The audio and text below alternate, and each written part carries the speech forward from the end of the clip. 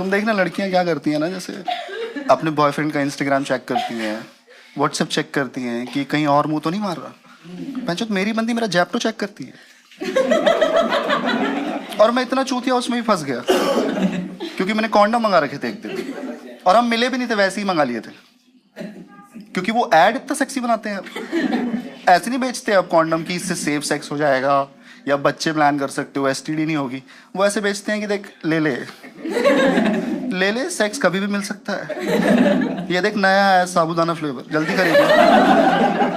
ऐसे बेचते हैं वो कॉन्डम।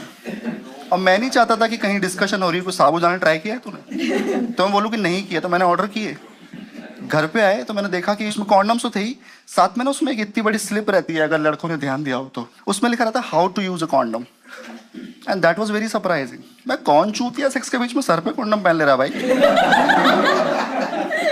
जिसने मंगाया he know how to use it, otherwise वो साबूदाना ही मंगा रहा था, गलती से कॉन्डम आ गया उसके पास। और अगर कोई चूतिया उसे पढ़ रहा है तो आज सोएगा मुठ मार के, नहीं मिलेगा सेक्स उसे। उस पर्ची से कोई फायदा तो होता नहीं, उल्टा ना वो प्रॉब्लम ही क्रिएट करती है। आप सोचो कोई छोटा बच्चा है जिसको सेक्स का एक्सपोजर नहीं है but he know how to read, पढ़ना आता है उसे वो पैकेट मिल जाए, उसमें पर्ची ना हो तो बच्चा क्या ही करेगा, है ना। मतलब पानी वानी भरेगा, फुलाएगा, मतलब he use it like a balloon, right. वहां पहनने की कभी उसके दिमाग में नहीं आएगी, बट द मोमेंट उसमें स्लिप है फिर बच्चा वहीं पहनेगा क्योंकि उसमें लिखा रहता है टिप दबा के पीछे खींचता है। पहले तो ना बच्चे की गांठ फट जाएगी देख के कि अरे छोटा बड़ा भी होता है ये। फिर उसे अपने बाप पे गुस्सा आएगा, पापा आपने बताया नहीं, यहाँ नुन्नू के कपड़े आते मुझे हर बार जीन्स पैंट और अपने लिए लाल नीले पीले हरे आपने अलग अलग कलर के लाके रखे हुए, बुआ की शादी में मेरे को भी चाहिए। तो ऐसे हो जाएगा बच्चे, एक सगाई वाले दिन पहनूंगा एक बारात वाले दिन, बच्चे का ऐसा दिमाग खराब हो जाएगा उसका। सच में बिल्कुल भूल गए कॉन्डम एड्स। कॉन्डम्स क्यों बनाते हैं, ऐसे बनाते हैं वो कि ये वाला ले लो इससे लंबा चलता है, लॉन्ग लास्टिंग कॉन्डम की, मतलब बहुत देर तक आप कर सकते हो। चूतिया ऐसा दे जो फटे ना। लास्ट टाइम मैंने किया था बहुत लंबा टाइम, बाहर बच्चे बैठे मेरे दो, उनकी स्कूल की फीस भरते भरते मरा जा रहा हूं मैं, और बेंचो तेरा कॉन्डम चलता है लंबा, मेरी कमर तो 2 मिनट में दुख जाती है ना।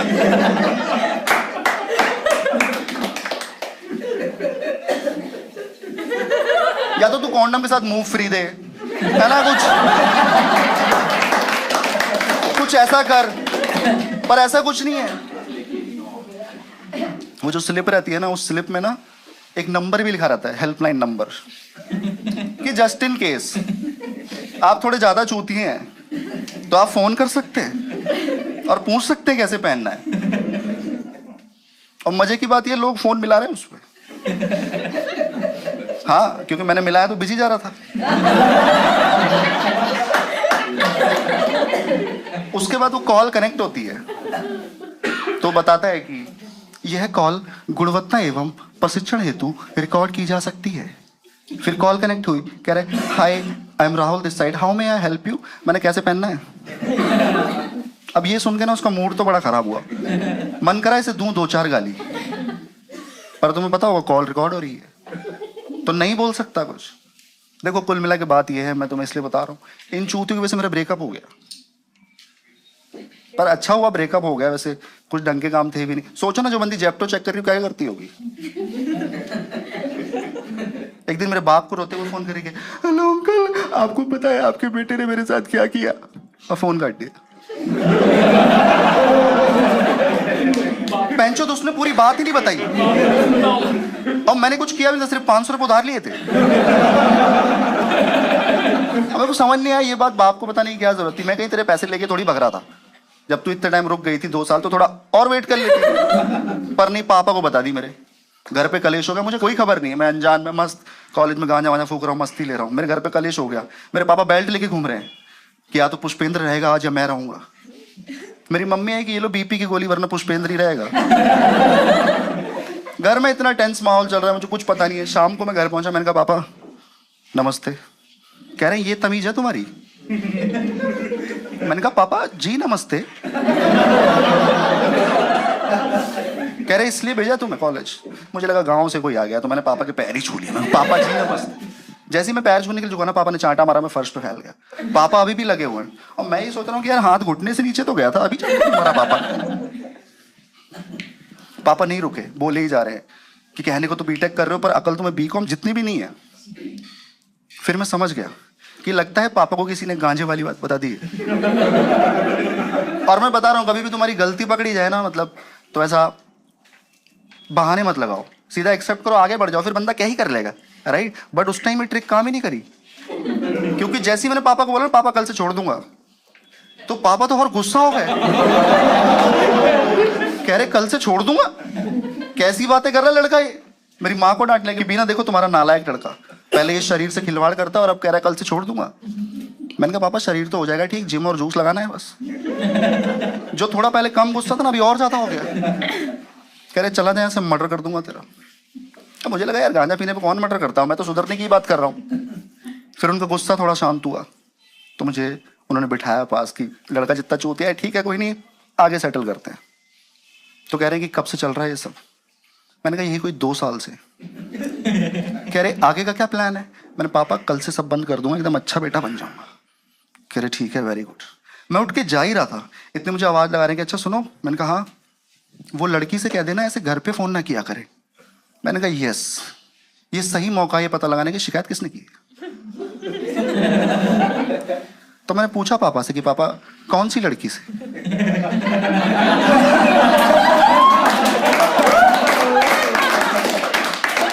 पागल हो गए वो सुनते ही कि कौन सी लड़की से, कितनी लड़कियों के साथ कर रहे हो। मैं पापा ये कोई 7-8 हो। 7-8। मैंने कहा हाँ पापा लड़कियां करती हैं अब, सब जमाना प्रोग्रेसिव हो गया है। मेरे पापा कह रहे बहन जो सोसाइटी प्रोग्रेसिव बोल के तो पता नहीं क्या क्या कर रही है, लड़का कहीं हाथ से तो निकल रहा। मेरे बाप कह रहे कि अच्छा सुनो, लड़कों के साथ भी करते हो क्या। मैंने कहा हाँ, उनके साथ तो ज्यादा मजा आता है।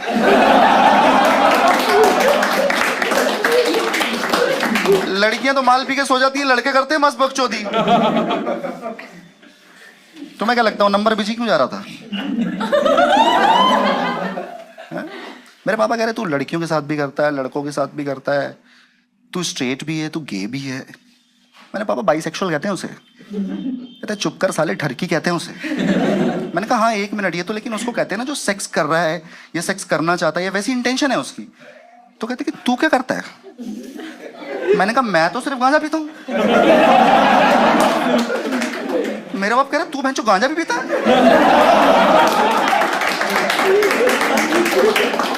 मैंने कहा गांजा भी क्या होता है, मैं सिर्फ गांजा ही पीता हूँ भाई। फिर मेरे पापा ने बताया कि वो अश्विनी का कॉल आया था, ऐसा रिलेशनशिप सीरियस था, तो घर पे भी पता था हमारे ये सब बातें। तो मैंने कहा पापा ऐसी कोई बात नहीं, 500 रुपए लिए उधार दे दूंगा वापस उसको। मेरे पापा कह रहे तूने उससे पैसे भी लिए। मैंने कहा पैसे क्या होता है पापा, पैसे ही लिए मैंने उससे, और कुछ वो देती नहीं, कितना ट्राई किया मैंने।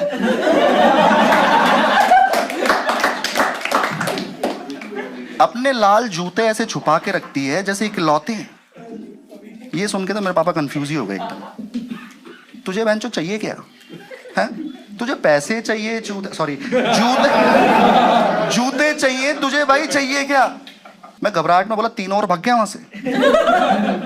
दोस्त को कॉल मिलाया, उसको बोल रहा हूँ मैं घर पे ये सब हो गया। मैं कहा चल कुछ बाहर खाने चलते हैं। कह रहा ठीक है। और मैं जैसे ही घर से बाहर कदम रखाना, इसने मेरा मूड खराब कर दिया। कह रहा मैं एक ऐसी जगह जानता हूँ जहाँ घर जैसा खाना मिलता है। तो चूती हम बाहर क्यों जा रहे हैं, तेरे को रेस्टोरेंट में लौकी खानी है, घर बना ले, बाहर क्या होगा, अच्छी बन जाएगी। चल रेस्टोरेंट में बहुत अच्छी लौकी शूशी थोड़ी बन जाएगी। फिर इसको मैं लेके गया एक जगह, वहां पे मैंने मस्त अपना चिकन लबादार, सीख कबाब ये सब ऑर्डर किया। चूतिया वहां पर भी भिंडी ऑर्डर कर रहा है। खाया तुमने भिंडी, मेरे को बिल्कुल नहीं अच्छा लगता। देखा तुमने वो चिप चिप चिप चिप जैसा कुछ रहता है उसमें, उसी की वजह से मुझे बिल्कुल भिंडी अच्छा नहीं लगता। मेरे को ऐसा लगता है भिंडी माँ ने नहीं बाप ने बनाई है। तेरे को कुछ नहीं समझ में आ रहा, तेरे को कुछ नहीं समझ में आ रहा, आलू गोभी खा ले। आलू गोभी क्या बेस्ट सब्जी। आलू गोभी ना कभी खराब बनता ही नहीं है। YouTube पे ना 40-50 रेसिपी हैं, मैंने सबसे बना के देख रखा, बहनचोद हर बार सेम ही बनता है, उसके स्वाद में ही फर्क नहीं है। ये ना बाकी सब्जियों के चोचले हैं कि पहले ग्रेवी बनाओ, लास्ट में कसूरी मेथी। आलू को नहीं पड़ता लंड फर्क, तुम मसाला पहले डालो बाद में डालो, डालना है डालो, बहनचोद मत डालो। आलू को भी अपने आप कुछ कर लेती, बेस्ट ही बनती है। मेरा दोस्त है ना, ये ना बिहारी है।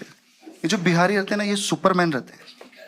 हाँ, इनफैक्ट मेरे को तो ऐसा लगता है कि जिस दिन प्रलय आएगी ना, प्रलय समझते हो आप लोग, डिजास्टर, अपोकलिप्स, जिस दिन सब तबाह हो जाएगा, बिल्डिंगें खाक हो जाएंगी, लोग मर जाएंगे, सब मर जाएंगे, उस दिन भी सिर्फ और सिर्फ बिहारी बचेंगे। हाँ, क्योंकि दोबारा भी तो बनाना ना सब कुछ। बड़ी बड़ी इमारतें, लंबे लंबे रोड कौन बनाएगा? उसके लिए लगेगी लेबर, चाहिए रहेगी जनता हमको। एनीवेज, तुम में से बिहारी है क्या कोई? नहीं? आप हो? छुपा क्यों रहे हो? Very good. नहीं देखो, मैं बता रहा हूँ, मेरे से ना एक छोटा सा गड़बड़ हो गया। वो क्या हो गया, जनरली क्या होता है ना, ये सवाल मैं जोक के पहले पूछता हूँ।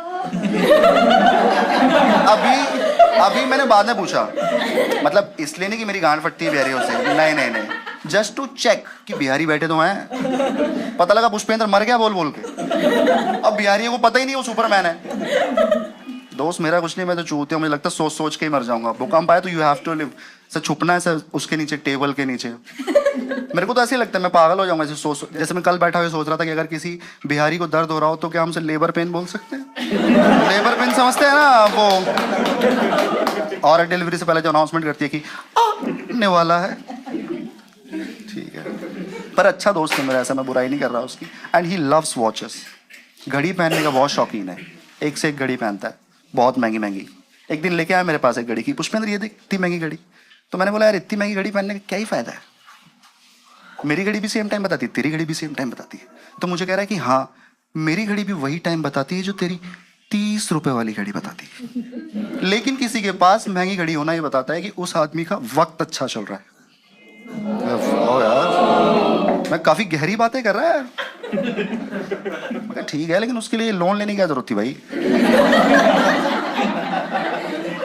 अब संडे को हम चिल कर रहे तो चूतिया ओवर टाइम कर रहा होता है। मैंने तभी बोल दिया था, मेरी गांड फट गई थी, मैं इतनी फुद्दू बातें करने वाला अचानक से इतनी गहरी बातें कैसे करता है? मैंने इसको सफेद चटनी कहता है। एकदम मोहितो पिलाते करके, ये शिकंजी बहुत बढ़िया है, ऐसा है ये, ऐसा है ये। अपने बाप की नहीं सुनता एक भी बात, लेकिन घड़ी की सारी मानता है। एक दिन इसकी घड़ी कहती, you have been sitting for a very long time, take a walk. तो भोसड़ी का चलती बस से उतर गया। ऐसा है। एक दिन अपने घर जा रहा था, इसका घर थोड़ी दूर रह गया होगा 7-8 कदम।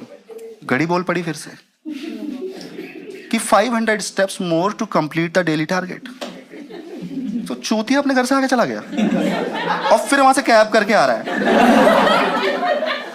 ऐसा है। मैं से कह रहा तू नहीं समझेगा पुष्पेंद्र, ये ना स्मार्ट वॉच है। मतलब तू इतना चूतिया क्यों हुआ कि घड़ी स्मार्ट लेनी पड़ी भाई तुझे? ऐसा है। मेरे से बात नहीं करता, मैं भी नहीं करता, पर दोस्तों ऐसे तो दोस्ती चलती नहीं, you have to talk right. तो मैं इसके घर जा रहा था, शेयरिंग ऑटो में बैठ के, मैं घर चलते बातचीत करते शॉर्ट करते। शेयरिंग ऑटो में बैठ के मैं इसके घर जा रहा हूँ, और मैं ना वैसे दिल्ली से हूँ, तो जब मैं बात करता हूँ ना लोगों से, तो मैं ना मेरे मुंह से गाली निकल जाती है और मेरे को पता ही लग पाता कि मैंने गाली दे दी। तो ये दिल्ली वालों के लिए तो नॉर्मल है, लेकिन कोई तीसरा बंदा सुनता है ना, उसको बड़ा अजीब लगता है कि यार तेरे से मेट्रो का रास्ता ही तो पूछा था, 2 बार भोसड़ी के क्यों बोल दिया तूने मेरे को? उन लोग कैसे हो जाता है। पर ऐसा नहीं कि मैं गाली देता हूँ, मतलब गाली देता ही हूँ, मैं सुनता भी हूँ। लाइक आप मेरे से बात करोगे और बात करते करते आप बीच में गाली डालोगे ना ऐसे, तो मेरा दिमाग अब इस तरीके से प्रोग्राम्ड हो गया, ट्रेंड हो गया है कि वो क्या करेगा, गाली फिल्टर आउट कर देगा, सिर्फ काम काम की बात लेगा। तो मैं वो शेयरिंग ऑटो में बैठा हुआ हूँ, जा रहा हूँ, मेरे फोन पे एक बंदे का फोन आया, वो मेरे से कुछ पूछ रहा है, मैं उसे समझा रहा हूँ, लेकिन वो समझ नहीं पा रहा है। तो आउट ऑफ फ्रस्ट्रेशन, गुस्से में मैंने उसे ऐसा बोल दिया कि भोसड़ी के तेरे को इतनी सी बात समझ में नहीं आ रही क्या? और फोन काट दिया। मैंने भैंचो ध्यान नहीं दिया, मेरे बाजू में लड़की बैठी है एक, जैसी फोन काटा कह रही भैया आपने गाली क्यों दी? नहीं मैंने तो नहीं दी। कहती नहीं बोला आपने अभी। मैंने कहा मैडम नहीं बोला है कुछ। कहती अरे नहीं कहा आपने अभी। मैं क्या कहा? तो कह रही कि अरे भोसड़ी के बोला आपने अभी। मैंने कहा मैडम वही तो पूछ रहा हूँ, क्या कहा बताती क्यों नहीं है आप?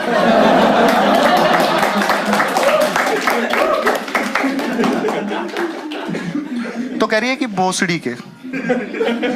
मैंने कहा मैडम देखो गाली देते देते ना आपको बहुत देर हो गई है, अब ठीक है अब बता दो मैंने क्या कहा है।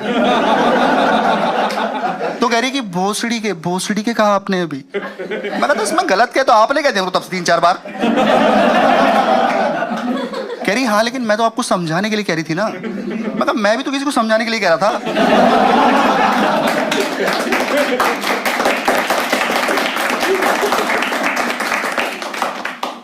कह रही आप थोड़े चूतिया हो गया। मैंने कहा नहीं भोसड़ी का भी तो बताया था आपने।